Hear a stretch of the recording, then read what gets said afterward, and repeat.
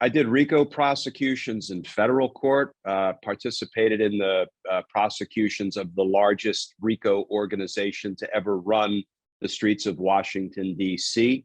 They committed 30 murders over the course of 10 years. They ran the drug trade. And the Washington Post, my friend Carol Lenig back in the day was covering the DC federal court crime beat. So she and I would spar a little bit. Now we're fast friends, and she's doing remarkable work covering the former Trump administration, the insurrection and whatnot.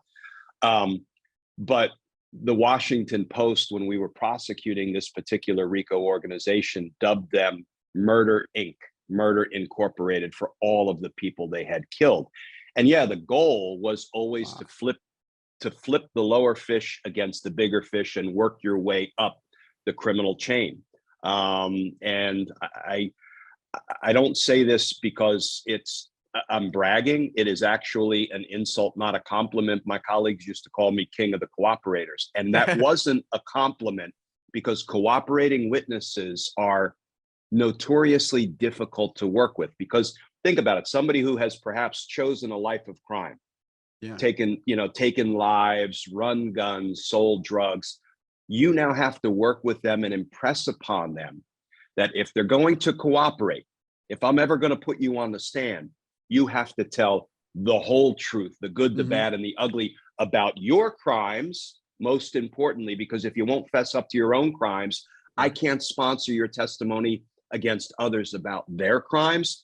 And then you have to testify truthfully about the crimes of others. And, I used to tell people, you need to tell me the whole truth if this relationship, prosecutor and cooperator, is going to work. Because if you tell me even a tiny little lie, a lie that you think might help my case and make the guy I'm prosecuting look even more guilty, you tell one little lie and we are done. And then I become your worst enemy, because I go into court at the time of your sentencing and I say, Judge, he lied to us and he tried to frame somebody, or he lied to us and he tried to minimize the guilt of somebody.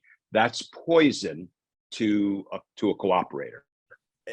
Would that jeopardize the case as well if they lie? So what I'm asking too is, do you kind of have to make a handshake with the defendant or the cooperating witness and just on good faith hope that they tell the truth? It's not good faith. It's called corroboration. So if a cooperating witness tells me something, I will corroborate it every way I can with, the easy ways to corroborate: text messages, emails, social medias, DMs, phone calls, phone records, surveillance video, covert recordings that we will sometimes make with cooperating witnesses when their cooperation has not become public. We will get them to place recorded covert calls to their criminal associates, and that's some of the best evidence we get. And importantly, the testimony of others. So a cooperating witness can tell you, yeah, I saw Joe shoot that dude. Well, I'm going to need other witnesses to provide information that corroborates, supports, reinforces the cooperating witness's account. We don't do anything on a handshake and blind trust. You've got to corroborate what they tell you.